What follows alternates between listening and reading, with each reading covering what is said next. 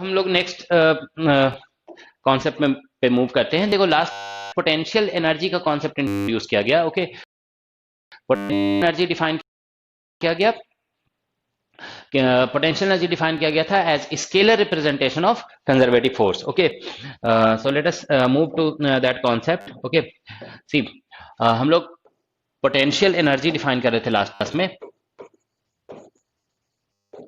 Potential, ठीक है, energy, ठीक है, potential energy. Okay, this was defined as, पूरा सब कुछ लिख नहीं रहे हैं, ठीक है, it was defined as scalar representation of conservative force. Okay, तो हम लोग पोटेंशियल एनर्जी को यू लिख रहे थे, तो बताया गया था कि conservative force will related to potential energy as minus gradient of you.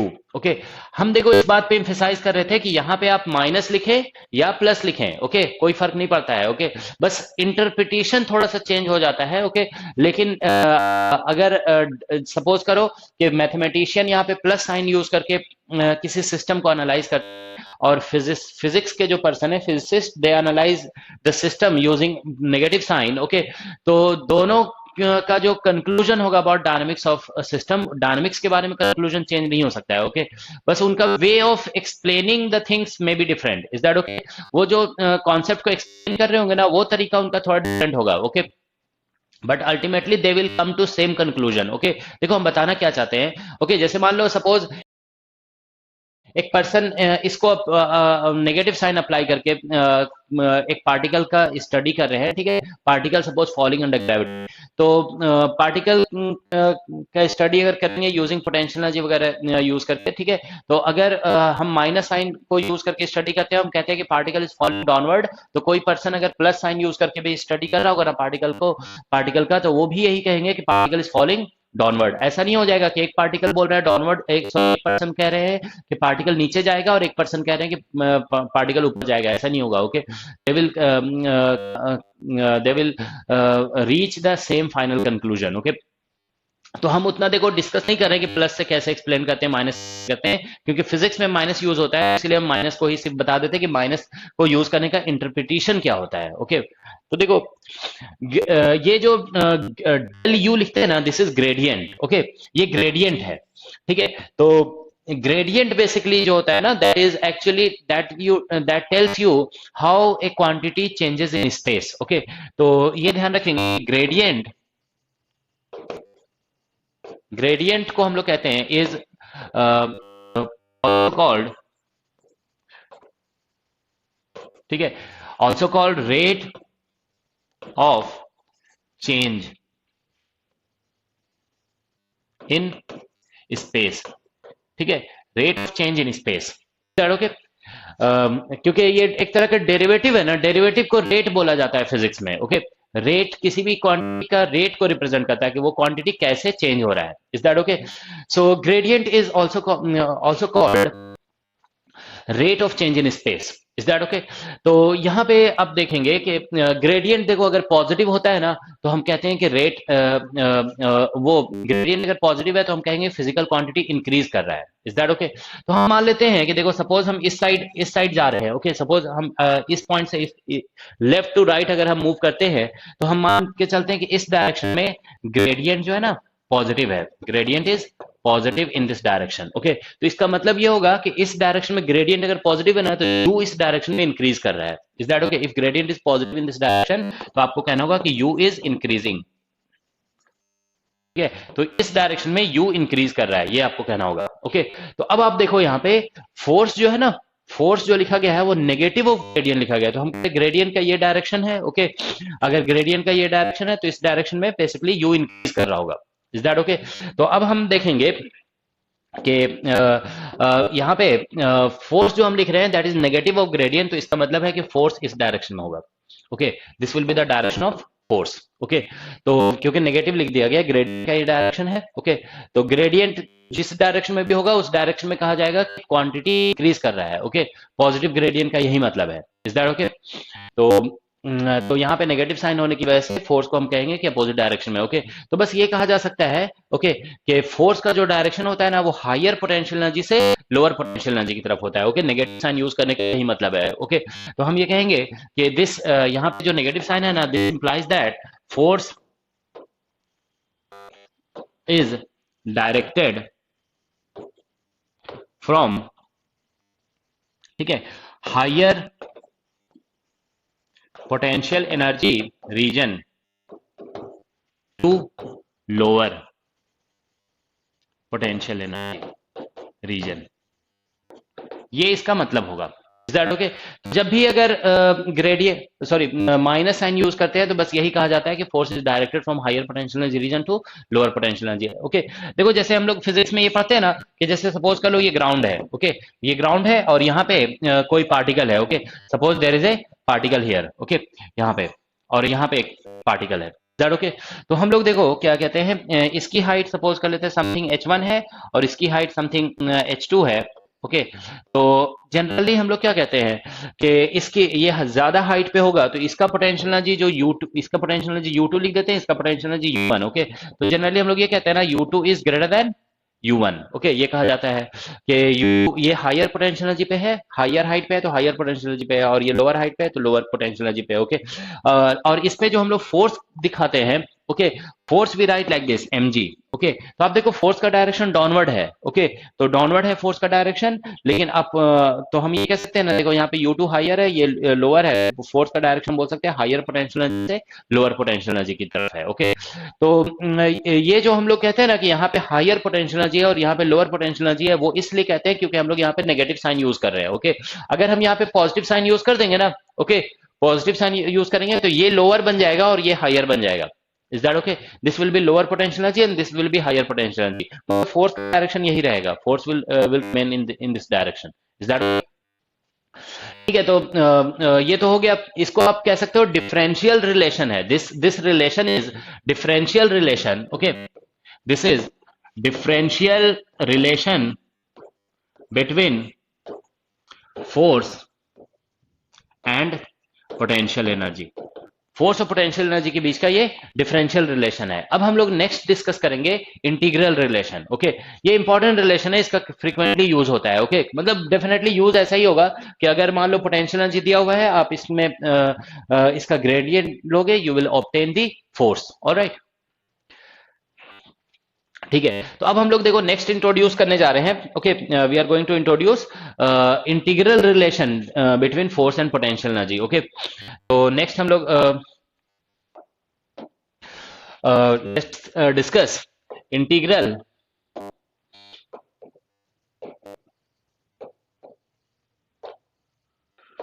Relation between force and potential energy.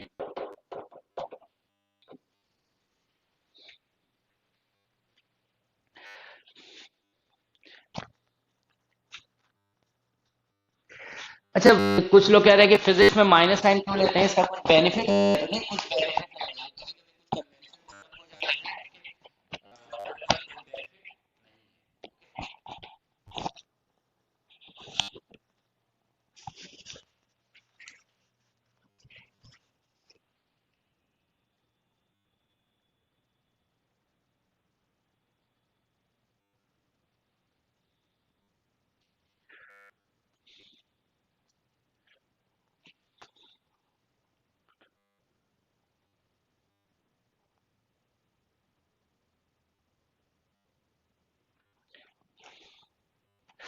अच्छा, वन इज टू सेइंग कि अभी जो हम लोग फर्स्ट क्वेश्चन सॉल्व किए थे ना, जिसमें हम लोग ए का वैल्यू कैलकुलेट कर रहे थे, ए इक्वल टू व्हाट, ओके, उसमें आप ये कह रहे थे कि जैसे मान लो यहाँ पे डी डी आर था, ओके, और डी डी थीटा है, ओके, और हम लोग यहाँ पे लिखे हुए थे कुछ ऐसा था, A cos theta, okay, A cos theta by R cube, और यहाँ पे था साइन थीटा और divided by R square, okay, और जीरो यहाँ पे डी डी फाइव, ओके, मतलब ये तरह का टर्म था यहाँ पे, हम लोग इसको this is equal to zero कर रहे थे, ओके।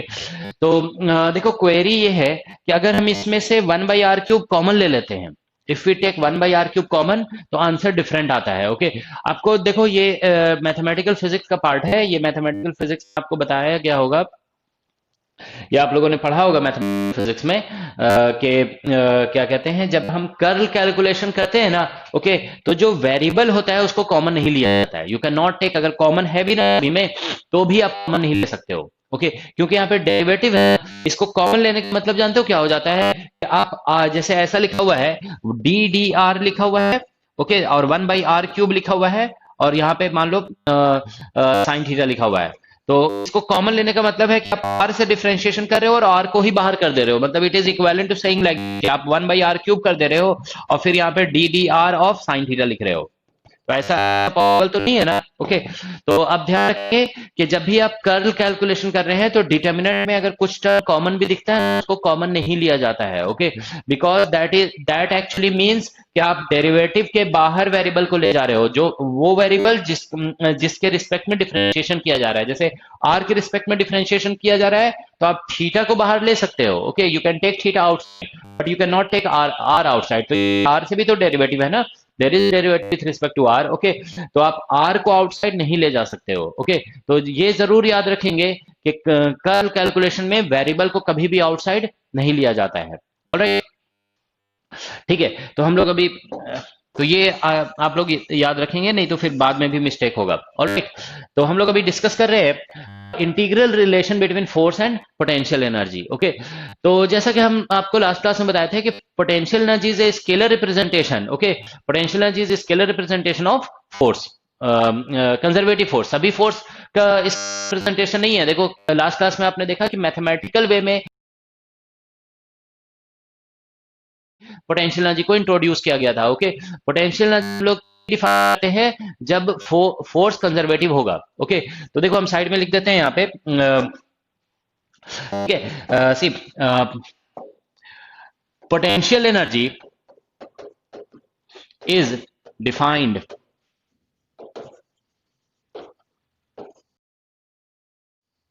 ठीक है only when force is conservative,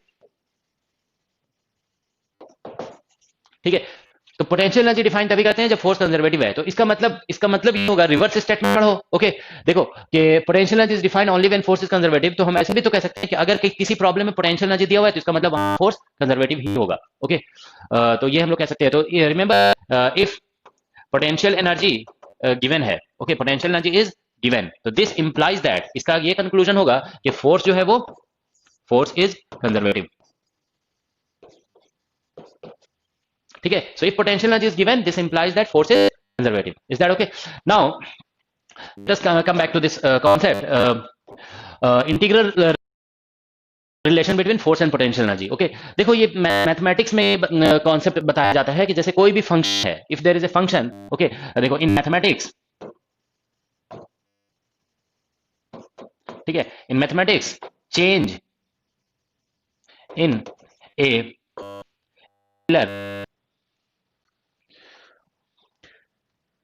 नहीं, ये जानते हो कैमरे की वजह से नहीं होता है ये ब्लर जो होता है ना, हमें लगता है नेटवर्क में कुछ फ्लक्चुएशन हो रहा है, ओके, इससे होता है। क्योंकि जब हम व्हाइट बोर्ड पे क्लास ले रहे थे तो ऐसा नहीं होता था, ठीक है।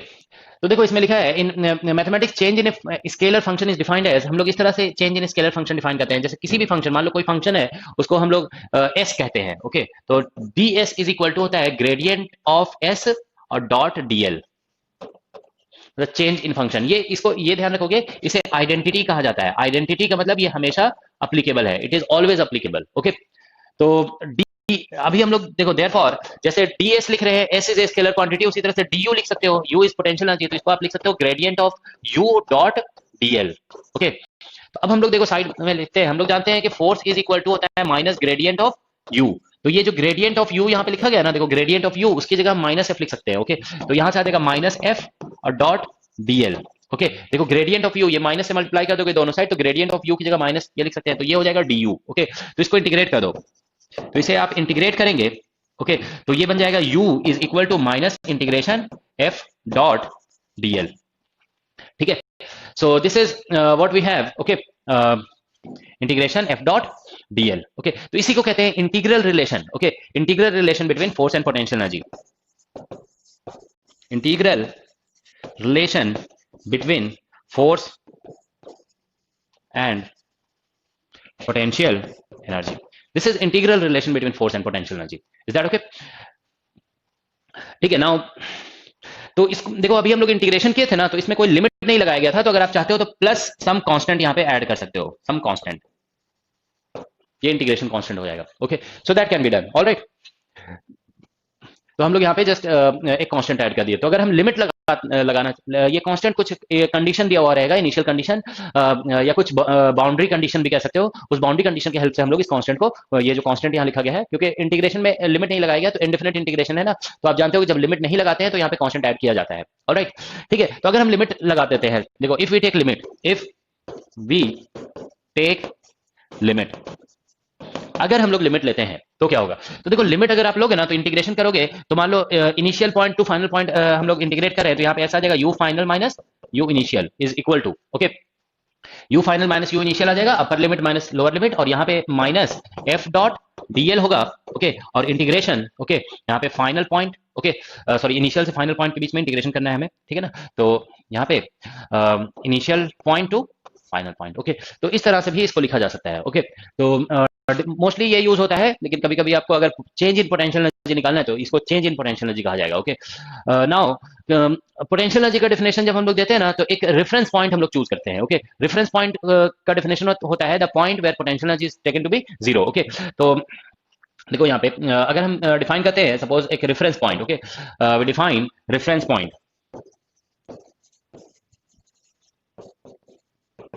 ठीक है, the point where potential energy is taken to be zero. तो जहां पे हम लोग पोटेंशियल एनर्जी को जीरो लेते हैं, the point where potential energy is taken to be zero is called reference point. Okay, अब ध्यान रखो कि यहाँ पे देखो, थोड़ा इंग्लिश पे ध्यान दोगे, हम ये नहीं लिख रहे हैं कि the point where potential energy is zero, नहीं लिख रहे हैं. इज जीरो भी तो लिख सकते थे, लेकिन लिखा जा रहा है is taken to be zero. इसका मतलब है या टेकन टू बी जीरो या एज्यूम्ड, यहाँ पे हम लिख सकते हैं assumed to be zero. Okay, तो टेकन टू बी जीरो और एज्यूम टू बी जीरो, मतलब हम मान रहे हैं कि यहाँ पे जीरो है. ओके, तो इसका मतलब है ना कि रेफरेंस पॉइंट जो है ना, एज्यूम किया जाता है, हम लोग मानते हैं कि ये रेफरेंस पॉइंट है. Is that okay? ये रेफरेंस पॉइंट है, वो हम लोग एज्यूम करते हैं. ओके, तो इसका मतलब ये है कि पोटेंशियल एनर्जी को जीरो कहीं पे भी लिया जा सकता है. ओके, ये हम लोग चूज करते हैं कि पोटेंशियल एनर्जी को कहाँ पे जीरो लिया जाएगा. ओके, तो उसी के अकॉर्डिंग हमारा पोटेंशियल एनर्जी का फॉर्मूला बनता है. ऑलराइट, यानी उसी के अकॉर्डिंग ये कांस्टेंट का वैल्यू डिसाइड होगा. Is that okay? सो तो अगर हम जैसे रेफरेंस पॉइंट डिफाइन करते हैं, the point where potential energy is taken to be zero, तो जैसे यहाँ पे देखो, ये जो इनिशियल ये जो फाइनल पॉइंट है ना, इसके जगह मान लो रेफरेंस पॉइंट लिख देते हैं. ओके, तो ये जो यू फाइनल है उसको फिर जीरो लिखना पड़ेगा हमें. ओके, तो इसमें देखो यू फाइनल को अगर हम यहाँ पे ठीक है, देखो इसमें अगर हम लोग ऐसा करते हैं कि एफ की जगह पे हम रेफरेंस पॉइंट लिख देते हैं. ओके, तो ये इस तरह से हो जाएगा. यहाँ पे अगर आप रेफरेंस लिख देते हो तो इसका मतलब ये यू एट रेफरेंस पॉइंट हो जाएगा. ओके, और रेफरेंस पॉइंट पे हम लोग पोटेंशियल एनर्जी को जीरो लेते हैं तो ये जीरो हो जाएगा. ओके, और माइनस यू इनिशियल. ओके, या यू इनिशियल को U some at some coordinate लिख देते हैं. ठीक है ना, so let us write it like some coordinate. Okay, U at some R. Okay, तो यू एट आर लिखना चाहते हो तो आप इंटीग्रेशन, जैसे इनिशियल लिखा हुआ है तो इनिशियल से इंटीग्रेशन कर रहे हैं, आर पे लिखोगे तो यहाँ पे आर पे लिखना चाहते हो तो आर से इंटीग्रेशन करना होगा. Okay, that is equal to, यहाँ पे माइनस साइन है और ये एफ डॉट डीएल हो जाएगा. ओके, तो हम देखो यहाँ भी माइनस है, या माइनस से मल्टीप्लाई कर, माइनस वन से मल्टीप्लाई कर दोगे तो ये प्लस हो जाएगा. सो दिस इंप्लाइज दैट अगर आप ऐसे लिख दो इसे, पोटेंशियल एनर्जी आप आर पे कैलकुलेट करना चाहते हो. ओके, तो आपको इंटीग्रेशन आर से करना होगा up to reference point. Okay, और ये एफ डॉट डीएल होगा. Okay, so this is another formula of potential energy. Okay, तो ये ज्यादा इंपॉर्टेंट फार्मूला है, क्योंकि इसमें हम अगर रेफरेंस पॉइंट चेंज करते हैं ना, तो पोटेंशियल एनर्जी कैसे चेंज होगा वो पता चल जाता है. Okay, so this is a basic formula potential energy. Generally हम लोग कैलकुलेशन इसी फार्मूले से करते हैं. Okay, we do calculation using this formula. Okay, या फिर हम इससे भी कर सकते हैं calculation. Okay, using this formula. Okay, plus हम कांस्टेंट, और कांस्टेंट का वैल्यू बाद में पता कर लें. Okay, using the reference point. Alright,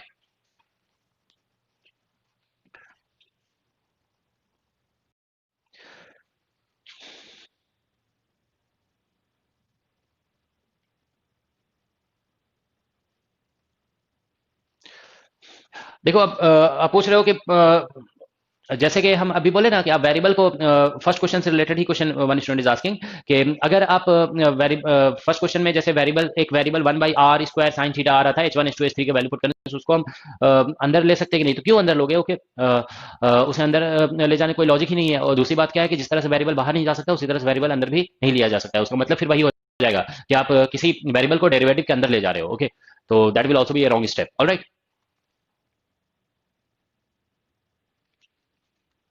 ठीक है, ये जो आप लोग में से एक लोग कह रहे हैं कि ये जो डिस्कशन है इलेक्ट्रोस्टैट में, जो पोटेंशियल का डिस्कशन है उसी के जैसा डेफिनेटली वो बस उसका फोटो कॉपी है, समझ लो। ओके, एवरीथिंग जो है ना सेम है। ओके, वहां पे बस पोटेंशियल बोलते थे, यहाँ पे पोटेंशियल एनर्जी बोला जा रहा है। Okay, that's the only difference. Otherwise जो मैथमेटिकल डिस्कशन है वो एक्जैक्टली सेम है। ओके, तो ये बेसिकली इंटीग्रल रिलेशन हो गया। ओके, तो अब हम देखो कुछ बेसिक पोटेंशियल एनर्जी का फॉर्मूला हम आपको कैलकुलेट करके दिखा रहे हैं। ओके, देखो सम, ठीक है, स्टैंडर्ड, ठीक है, सम स्टैंडर्ड फॉर्मूले, ठीक है, formulae of potential energy. Okay, some standard formulae of potential energy. Okay, तो पोटेंशियल एनर्जी का चलो हम ये फॉर्मूला यूज कर देते हैं, ये जैसे minus F dot D L और प्लस सम कांस्टेंट। ओके, इसे आप यूज कर सकते हो। ठीक है, आप किसी भी फॉर्मूले को यूज कर सकते हो। ठीक है, बस you final minus U initial को हम यूज नहीं करेंगे क्योंकि उससे हमें चेंज इन पोटेंशियल एनर्जी मिल जाता है। Is that okay? इसको यूज कर लेते हैं। तो देखो हम कुछ पर्टिकुलर केसेस को डिस्कस कर देते हैं। फर्स्ट है पार्टिकल नियर अर्थ। ठीक है, तो पार्टिकल नियर अर्थ। ओके, मतलब ये जो केस है this is a case of uniform gravity. ठीक है, this is a case of uniform gravity. Alright, तो यूनिफॉर्म ग्रेविटी के केस में मतलब इस तरह का सिचुएशन है, जैसे ये मान लो अर्थ है। ओके, अर्थ, अब देखो अर्थ को एक फ्लैट ऑब्जेक्ट की तरह ट्रीट किया जा रहा है, मतलब अर्थ को स्फेयर की तरह ट्रीट नहीं किया जा रहा है। ओके, अभी हम जब जब भी ये बात करते हैं ना particle near earth, that means हम लोग अर्थ को एक फ्लैट सरफेस की तरह ट्रीट कर रहे हैं। We are not treating earth as a sphere. Okay, तो यहाँ पे एक पार्टिकल है। ओके, हमें बताना है कि इसकी पोटेंशियल एनर्जी कितनी होगी। Okay, we have to tell its potential energy. Okay, इसकी कुछ हाइट यहाँ से मान लो अर्थ सरफेस है, इसकी हाइट h है। ओके, तो आप जानते हो कि पोटेंशियल एनर्जी आप सभी ने पढ़ा होगा कि इसकी पोटेंशियल एनर्जी जो होती है mgh होती है ना। अगर हाइट इसकी h है तो mgh, तो अगर हम बोलते हैं कि mgh नहीं होती है, रॉन्ग है। ओके, तो ऐसा कहा जा सकता है कि अगर हाइट इसकी h है ना तो जरूरी नहीं कि पोटेंशियल एनर्जी mgh होगी। ओके, अदर देन mgh भी लिखा जा सकता है क्योंकि यहाँ पे कांस्टेंट है ना, तो इस कांस्टेंट के अकॉर्डिंग। ओके, तो देखो हम लोग जैसे यहाँ पे कोऑर्डिनेट सिस्टम यूज करेंगे ना, तो ये डायरेक्शन को मान लो हम z बोल देते हैं। Okay, upward direction is plus z। Alright, तो यहाँ पे फोर्स जब आप लिखेंगे, देखो इस फॉर्मूले का मतलब ये होता है ना कि फोर्स अगर नोन है तो फोर्स का वैल्यू पुट करके इंटीग्रेशन करोगे ना, then you will obtain potential energy. Okay, तो फोर्स का वैल्यू देखो यहाँ पे आप ऐसे लिख दोगे mg और minus k cap. Okay, minus K cap लिखना होगा क्योंकि mg जो फोर्स लगेगा इसके ऊपर, force will act in downward direction. Okay, ये डाउनवर्ड डायरेक्शन में लग रहा होगा। ठीक है, तो mg और माइनस के कैप लिखेंगे because force is acting downward, हमने ऊपर के डायरेक्शन में प्लस z ले रखा है। ठीक है ना, और dl हमेशा ध्यान रखोगे, dl इन जनरल जो है ना इस तरह से लिखा जाता है, dx i कैप, ये मैथमेटिक्स है बेसिकली, dy j कैप और प्लस dz और k cap. This is how we write dl। Is that okay? तो हम लोग दोनों का डॉट प्रोडक्ट करेंगे ना, तो i डॉट के 0 हो जाएगा, j डॉट के भी 0 हो जाएगा। ओके, तो यहां से f dot dl is equal to minus mg, okay, और इंटू dz हो जाएगा। ओके, ये डॉट प्रोडक्ट होगा यहाँ पे minus, okay, minus sign k dot K 1 हो जाएगा। ओके, तो इसकी वजह से ये आ गया, तो इसको हम यहाँ पे पुट कर देंगे। देखो इसमें इस फॉर्मूले में पुट करेंगे, तो इसलिए u इज इक्वल टू, देखो f डॉट dl की जगह डायरेक्ट यहाँ पे पुट करोगे माइनस, तो माइनस और माइनस प्लस हो जाएगा। mg को देखो यूनिफॉर्म ग्रेविटी माना जा रहा है ना, तो g is constant. Okay, g is constant, so g can be taken outside, तो dz के इंटीग्रेशन से z हो जाएगा। तो देखो mg z हो गया और plus some constant c। Okay, तो देखो भाई हम कह रहे थे ना कि अगर कोई ऑब्जेक्ट h हाइट पे है तो जरूरी नहीं कि उसका पोटेंशियल एनर्जी mgh होगा, क्योंकि उसकी हाइट को हम देखो यहाँ पे एक जो एक्चुअल फॉर्मूला आ रहा है that is mgz plus c। अब हम डिपेंड करता है कि हम पोटेंशियल एनर्जी को जीरो कहाँ पे ले रहे हैं। ओके, तो अगर देखो हम यहाँ से इस जैसे इस पॉइंट को हम बोलते हैं कि this is z equal to zero level. Okay, ये z equal to zero level है और हम पोटेंशियल एनर्जी को यहाँ पे जीरो मानते हैं अगर। ओके, तो हमें ऐसे लिखना होगा, देखो if u is equal to zero at z equal to zero.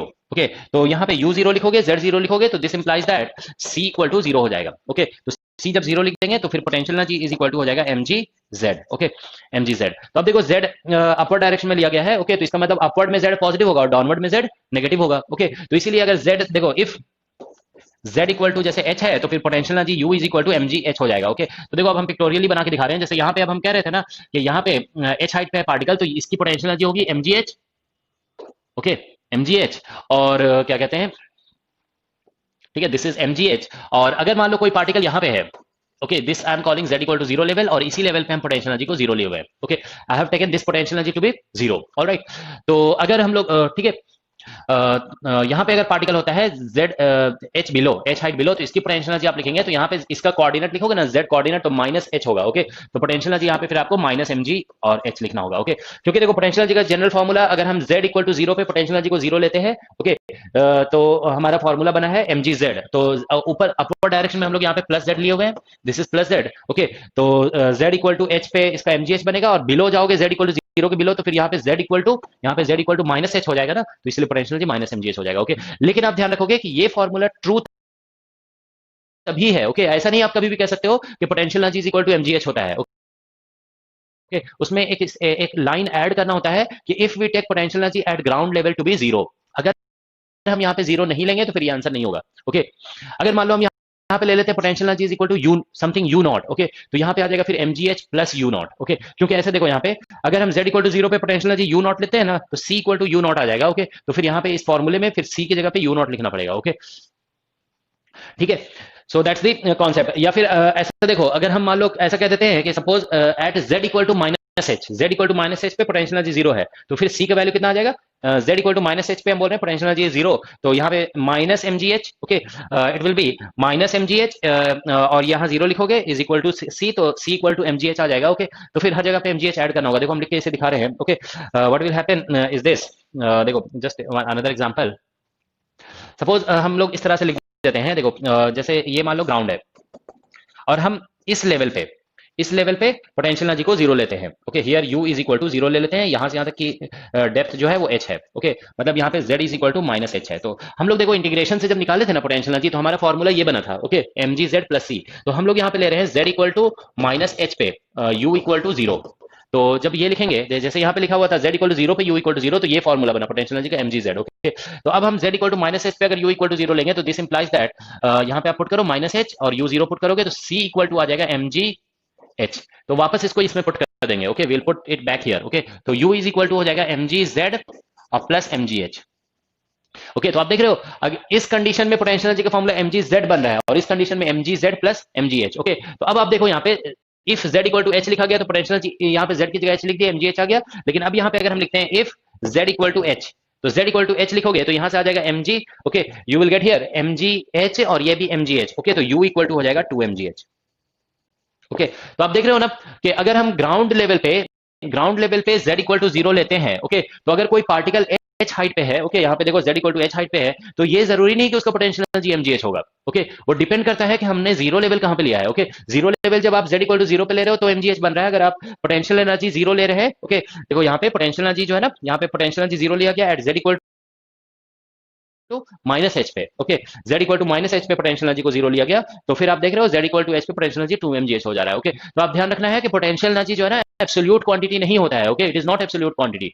ये डिपेंड करता है कि आप पोटेंशियल एनर्जी को जीरो कहां पे मेजर कर रहे हो। Okay, where you are taking the potential energy to be zero. Okay, ये स्टेटमेंट जानते हो उसी तरह का है जिस तरह से गवर्नमेंट डिफाइन करती है ना कि पॉवर्टी लाइन क्या है। ओके, जैसे किसी को आप मतलब गवर्नमेंट जो है ना किसी भी पर्सन को पुअर और नॉट पुअर डिक्लेयर कर सकती है। ओके, वो पॉवर्टी लाइन गवर्नमेंट डिफाइन करती है, तो उसने पॉवर्टी लाइन मान लो इस तरह से डिफाइन कर दी कि any person who is earning zero rupees, okay, in a day is not poor. Okay, तो या फिर ऐसा कह देते हैं कि गवर्नमेंट ने डिफाइन कर दिया कि any person who is earning zero rupees in a day is poor. Okay, मतलब कुछ भी अगर अर्न नहीं कर रहा है तभी पुअर है। ओके, तो इसका मतलब अगर कोई एक पैसा भी अर्न कर रहा है तो वो पुअर नहीं होगा। ओके, तो वो उसी तरह का केस है ये। ओके, कि आप पहले डेफिनेशन क्या देते हो कि जीरो कहाँ पे है, पोटेंशियल एनर्जी जीरो कहाँ पे है, उसके अकॉर्डिंग वैल्यू डिसाइड होगा। ऑलराइट, ठीक है, तो ये फॉर्मूला है पोटेंशियल एनर्जी का। तो जनरली जानते हो ये जो सबसे ज्यादा जो हम लोग यूज करते हैं ना, वो इसी को यूज करते हैं कि ग्राउंड लेवल पे जीरो ले लिए, लेकिन ऐसा कोई स्ट्रिक्ट कंडीशन नहीं है,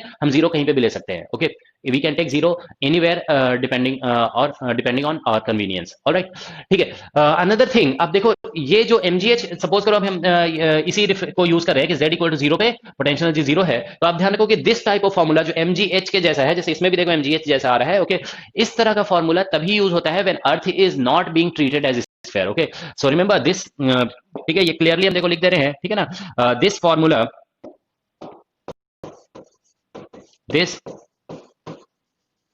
formula of potential energy is used only when, ठीक है, earth is not being, earth is not being treated as, not लिखा हुआ है देखो, नॉट बीइंग ट्रीटेड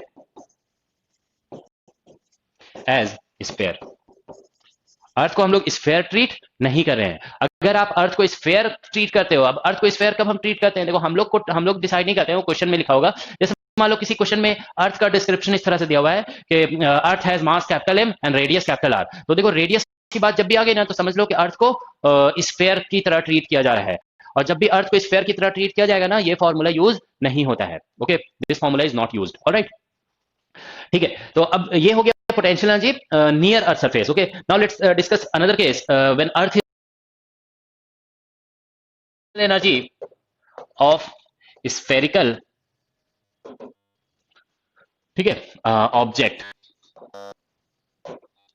ठीक है, spherical object and spherical object जो हम बोल रहे हैं ना, यहाँ पे ये ऑब्जेक्ट अर्थ भी हो सकता है, ठीक है, एंड ए पॉइंट मास, ठीक है, या फिर इसको हम ये भी लिख सकते हैं, this will also apply for, this can be called potential energy of two point masses, ठीक है, 2 पॉइंट मासेस, ये 2 पॉइंट मासेस का पोटेंशियल एनर्जी है, ठीक है, potential energy of 2 point masses. Okay, इसे ये भी बोल सकते हो, मतलब दोनों केस में अप्लाई होगा। ओके, एक्चुअली क्या होता है कि अर्थ वगैरह जो स्फेरिकल ऑब्जेक्ट होते हैं ना, यूनिफॉर्म स्फीयर, ओके, उसको हम एक पॉइंट मास की तरह ट्रीट करते हैं जब वो किसी आउटसाइड ऑब्जेक्ट से इंटरेक्ट कर रहा होता है। ओके, मतलब किसी आउटसाइड ऑब्जेक्ट के साथ इंटरेक्शन है। ओके, मतलब इस तरह का सिचुएशन है जो हम लोग डिस्कस कर रहे हैं ना, जैसे मान लो ये एक पॉइंट मास है और ये एक पॉइंट मास है। ओके, इसका मास सपोज कर लो m1 है और इसका मास m2 है। ओके, और इनके बीच में कुछ सेपरेशन ऐसे r दिया हुआ है। Is that okay? ये एक सिचुएशन हो सकता है, या फिर ऐसा हो सकता है कि एक बिग ऑब्जेक्ट है, इट इज स्फेरिकल,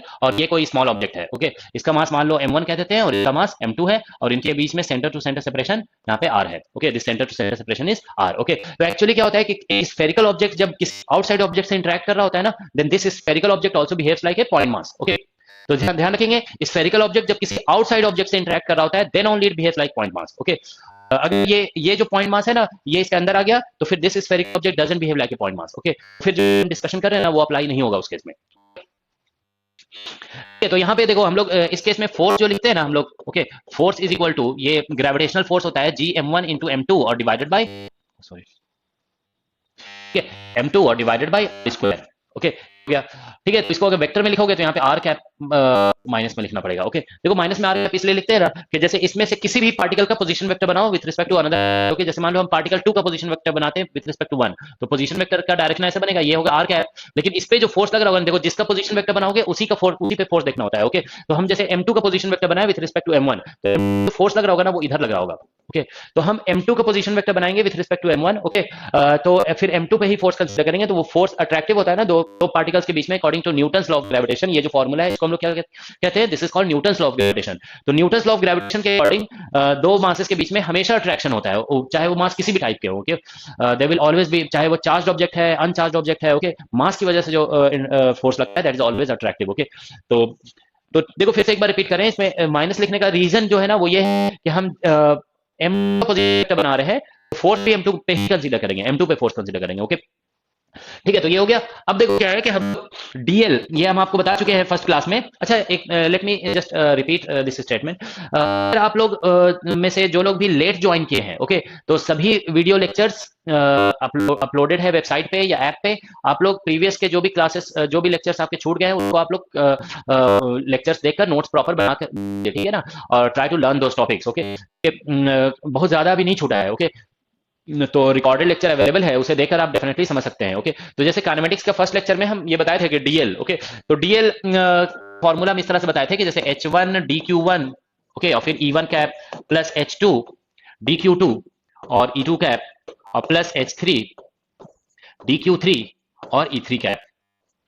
ठीक है, this is how we had written DL, okay, line element in any coordinate system. Okay, तो जैसे इसमें आर यूज हो रहा है ना, तो इसको स्फेरिकल पोलर मान के चलेंगे। तो स्फेरिकल में हम लोग अभी भी लिखे थे कुछ देर पहले, H1 1 होता है, H2 जो है वो R होता है। ओके, H2 इज R, ठीक है, H2 इज R और H3 is R sine theta, ये होता है, ठीक है ना।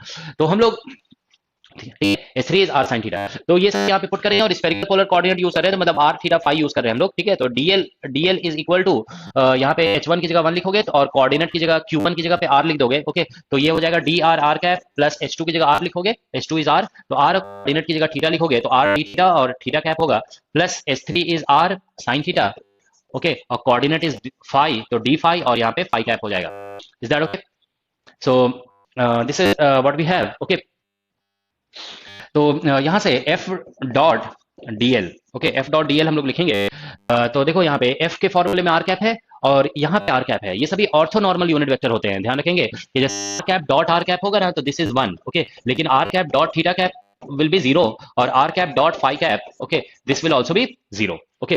तो यहाँ पे R cap dot R cap 1 हो जाएगा, थीटा कैप और फाई कैप के साथ डॉट प्रोडक्ट 0 होगा, ओके। तो इसलिए माइनस जी और फिर यहाँ पे m1 और इंटू m2 और डिवाइडेड बाई आर स्क्वायर और इंटू डी आर हो जाएगा, ओके, डी आर, ओके। ये एफ और डीएल का डॉट प्रोडक्ट कर दिया, ओके। अब हम लोग को पोटेंशियल एनर्जी कैलकुलेट करना है ना, तो potential energy, okay, now let us write potential energy term, okay. तो देखो potential energy is equal to आपको बताया गया माइनस एफ डॉट डीएल और प्लस सम कांस्टेंट, ठीक है। तो हम लोग एफ डॉट डीएल का वैल्यू कैलकुलेट कर चुके हैं, okay. Will put this value here, तो माइनस और ये माइनस मिलकर प्लस हो जाएगा और 1 by R G m1 m2 बाहर हो जाएगा, D R by R square से माइनस 1 बाई आर आ जाएगा, ओके। तो इसलिए हमारा पोटेंशियल एनर्जी का जो फॉर्मूला है, okay, this will come out to be minus G, आप इंटीग्रेशन करके देख लोगे, m1 इंटू m2 और divided by R plus some constant c, this is potential energy formula, okay. तो पोटेंशियल एनर्जी का फॉर्मूला हो गया, ओके। अब हम फिर से देखो यहाँ पे कि एक कांस्टेंट आ गया, अब हम लोग एज्यूम करेंगे पोटेंशियल एनर्जी जीरो कहाँ पे है, ओके। तो जनरली इसमें इस केस में जिसमें 1 बाई आर डिपेंडेंस वगैरह होता है ना, इसमें एज्यूम किया जाता है कि आर इक्वल टू इन्फिनिटी पे, okay, if at R equal to, ऐसे लिख दो, at R equal to infinity U को अगर हम जीरो लेते हैं, ओके, पोटेंशियल, तो देखो करोगे ये टर्म जीरो जीरो हो जाएगा तो c इक्वल टू जीरो आ जाएगा, so this implies that c equal to zero. तो c को वापस जीरो यहाँ पे करेंगे तो जो भी कांस्टेंट का वैल्यू कैलकुलेट हो जाता है ना उसको फिर वापस फॉर्मूले में पुट कर दिया जाता है, u इक्वल टू हो जाएगा माइनस जी और m1 टू m2 और डिवाइडेड बाई r। तो ये फॉर्मूला हो गया पोटेंशियल एनर्जी का, ओके। तो देखो potential energy of spherical object and point mass या फिर potential energy of 2 point masses, okay, this is the formula for potential energy. तो पोटेंशियल एनर्जी का दो फॉर्मूला हम आपको बताएं, कोई ऑब्जेक्ट अर्थ के नजदीक है, ओके, और उसमें अर्थ क्वेश्चन पढ़ने से आपको कहीं पे भी ऐसा नहीं लगता है कि अर्थ को हम लोग एक स्फीयर की तरह ट्रीट कर रहे हैं, ओके, तो फिर आप वो फॉर्मूला एमजीएच के जैसा यूज कर सकते हैं, एमजीएच वगैरह यूज कर सकते हो। लेकिन अगर क्वेश्चन पढ़ने से पता चल गया कि अर्थ को एक स्फीयर की तरह ट्रीट किया जा रहा है तो फिर ये फॉर्मूला यूज करना होगा, okay. So this formula we will then, alright.